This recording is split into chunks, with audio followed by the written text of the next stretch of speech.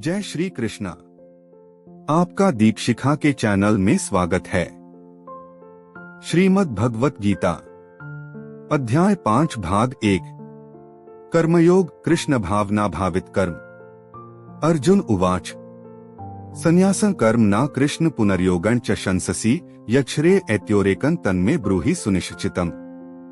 इसका भावार्थ है, अर्जुन ने कहा, हे कृष्ण, पहले आप मुझसे कर्म त्यागने के लिए कहते हैं और फिर भक्तिपूर्वक कर्म करने का आदेश देते हैं।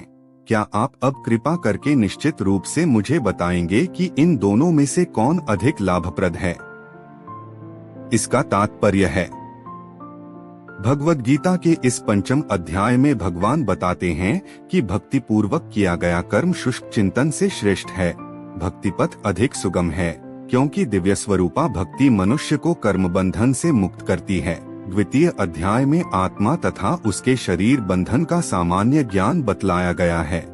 उसी में बुद्धि योग अर्थात भक्ति द्वारा इस भौतिक बंधन से निकलने का भी वर्णन हुआ है।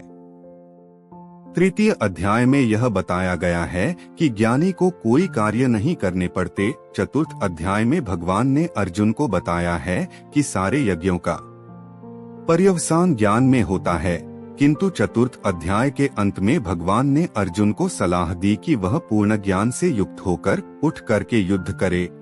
इस प्रकार एक ही साथ भक्तिमय कर्म तथा ज्ञानयुक्त कर्म की महत्ता पर बल देते हुए कृष्ण ने अर्जुन के संकल्प को भ्रमित कर दिया है। अर्जुन यह समझता है कि ज्ञानमय संन्यास का अर्थ है इंद्रिय कार्यों के रूप में समस्त प्रकार के कार्यकलापों का परित्याग। किंतु यदि भक्ति योग में कोई कर्म करता है तो फिर कर्म का किस तरह त्याग हुआ? दूसरे शब्दों में वह यह सोचता है कि ज्ञानमय संन्यास को सभी प्रकार के कार्यों से मुक्त होना चाहिए, क्योंकि उसे कर्म तथा ज्ञान असंगत से लगते हैं। ऐसा लगता है कि वह नहीं समझ पाया कि ज्ञान के साथ किया गया कर्म बंधनकारी न होने के कारण अकर्म के ही तुल्य है। अतएव वह पूछता है कि वह सब प्रकार से कर्म त्याग दे या पूर्ण ज्ञान से युक्त होकर कर्म करे। श्री भगवान उवाच संन्यासः कर्मयोगश्च न्यश्रेयस्करावुभौ तयोस्तु कर्म संन्यासात् कर्मयोगो विशिष्यते। इसका भावार्थ है, श्री भगवान ने उत्तर दिया, मुक्ति में लिए तो कर्म का परित्याग तथा भक्ति में कर्म कर्मयोग दोनों ही उत्तम हैं, किंतु इन दोनों में से कर्म के परित्याग से भक्तियुक्त कर्म श्रेष्ठ है। इसका तात्पर्य है, सकाम कर्म ही भवबंधन का कारण है।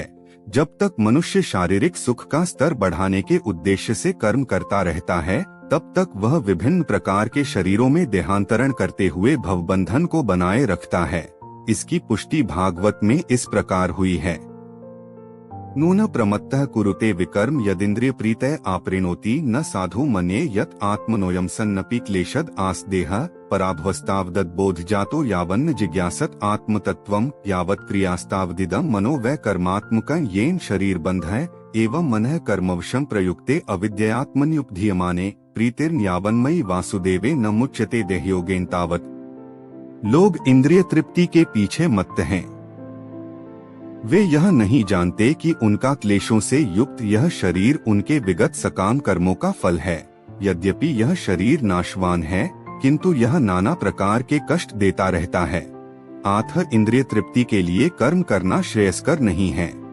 जब तक मनुष्य अपने असली स्वरूप के विषय में जिज्ञासा नहीं करता, उसका जीवन व्यर्थ रहता है, और जब तक वह अपने स्वरूप को नहीं जान लेता तब तक उसे इंद्रिय तृप्ति के लिए सकाम कर्म करना पड़ता है। और जब तक वह इंद्रिय तृप्ति की इस चेतना में फंसा रहता है, तब तक उसका देहांतरण होता रहता है। भले ही उसका मन सकाम कर्मों में व्यस्त रहे और अज्ञान द्वारा प्रभावित हो, किंतु उसे वासुदेव की भक्ति के प्रति प्रेम उत्पन्न करना चाहिए। केवल तभी वह भव बंधन से छूटने का अवसर प्राप्त कर सकता है। यह ज्ञान ही मुक्ति के लिए पर्याप्त नहीं, जीवात्मा के स्तर पर मनुष्य को कर्म करना होगा, अन्यथा भवबंधन से उबरने का कोई अन्य उपाय नहीं है। किंतु कृष्ण भावना भावित होकर कर्म करना सकाम कर्म नहीं है। पूर्ण ज्ञान से युक्त होकर किए गए कर्म वास्तविक ज्ञान को बढ़ाने वाले हैं, बिना कृष्ण भावनामृत के केवल कमों के। परित्याग से बद्ध जीव का हृदय शुद्ध नहीं होता। जब तक हृदय शुद्ध नहीं होता तब तक सकाम कर्म करना पड़ेगा, परंतु कृष्ण भावना भावित कर्म कर्ता को स्वतः सकाम कर्म के फल से मुक्त बनाता है, जिसके कारण उसे भौतिक स्तर पर उतरना नहीं पड़ता। अतः कृष्ण भावना भावित कर्म संन्यास से सदा श्रेष्ठ होता है, क्योंकि संन्यास में नीचे गिरने की संभावना बनी रहती है। जब मुक्तिकामी व्यक्ति श्री भगवान से संबंधित वस्तुओं को भौतिक समझकर उनका परित्याग कर देते हैं, तो उनका संन्यास अपूर्ण कहलाता है। संन्यास तभी पूर्ण माना जाता है जब यह ज्ञात हो कि संसार की प्रत्येक वस्तु भगवान की है और कोई किसी भी वस्तु का स्वामित्व ग्रहण नहीं कर सकता। वस्तुतः मनुष्य को यह समझने का प्रयत्न करना चाहिए कि उसका अपना कुछ भी नहीं है, तो फिर संन्यास का प्रश्न ही कहाँ उठता है।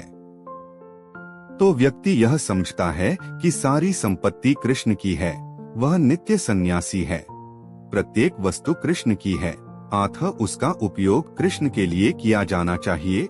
कृष्ण भावना भावित होकर इस प्रकार कार्य करना मायावादी सन्यासी के कृत्रिम वैराग्य से कहीं उत्तम है। ज्ञेयः स नित्य सन्यासी यो न द्वेष्टि न कांक्षति निर्द्वंद्वो ही महाबाहो सुखं बंधात् प्रमुच्यते। इसका भावार्थ है, जो पुरुष न तो कर्मफलों से घृणा करता है और न कर्मफल की इच्छा करता है, वह नित्य सन्यासी जाना जाता है। हे महाबाहु अर्जुन, ऐसा मनुष्य समस्त द्वंद्वों से रहित होकर भवबंधन को पार कर पूर्णतया मुक्त हो जाता है। इसका तात्पर्य है, पूर्णतया कृष्ण भावना भावित पुरुष नित्य सन्यासी है, क्योंकि वह अपने कर्मफल से न तो घृणा करता है, न ही उसकी आकांक्षा करता है। ऐसा सन्यासी भगवान की दिव्य प्रेम भक्ति के परायण होकर पूर्ण ज्ञानी होता है, क्योंकि वह कृष्ण के साथ अपनी स्वाभाविक स्थिति को जानता है। वह भली भांति जानता रहता है कि कृष्ण पूर्ण अंशिक है और वह स्वयं अंश मात्र है। ऐसा ज्ञान पूर्ण होता है क्योंकि यह गुणात्मक तथा सकारात्मक रूप से सही है। कृष्ण तादात्म्य की भावना भ्रांत है, क्योंकि अंश अंशी के तुल्य नहीं हो सकता। यह ज्ञान की एकता, गुणों की न कि गुणों की मात्रा की सही दिव्य ज्ञान है, जिससे मनुष्य अपने आप में पूर्ण बनता है, जिससे न तो किसी वस्तु की आकांक्षा रहती है न किसी का शोक। उसके मन में किसी प्रकार का छलकपट नहीं रहता, क्योंकि वह जो कुछ भी करता है कृष्ण के लिए करता है। इस प्रकार छलकपट से रहित होकर वह इस भौतिक जगत से भी मुक्त हो जाता है। सांख्ययोगो पृथक बालाः प्रवदन्ति न पंडिताः एकम प्यास्थितः समयगुभ्योर्विन्दते फलम।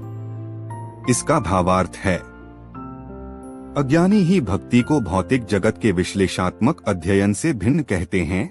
जो वस्तुतः ज्ञानी हैं वे कहते हैं, जो इनमें से किसी एक मार्ग का भली भांति अनुसरण करता है वह दोनों के फल प्राप्त कर लेता है।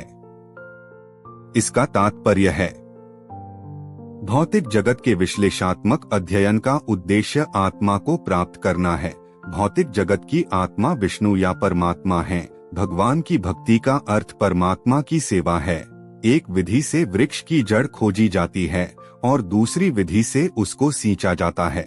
सांख्य दर्शन का वास्तविक छात्र जगत के मूल अर्थात विष्णु को ढूंढता है और फिर पूर्ण ज्ञान समेत अपने को भगवान की सेवा में लगा देता है। मूलतः इन दोनों में कोई भेद नहीं है, क्योंकि दोनों का उद्देश्य विष्णु की प्राप्ति है। जो लोग चरम उद्देश्य को नहीं जानते वे ही कहते हैं कि सांख्य और कर्मयोग एक नहीं हैं, किंतु जो विद्वान है वह जानता है कि इन दोनों भिन्न विधियों का उद्देश्य एक है। गीता का अगला अध्याय सुनने के लिए चैनल को लाइक, शेयर और सब्सक्राइब जरूर करें। धन्यवाद।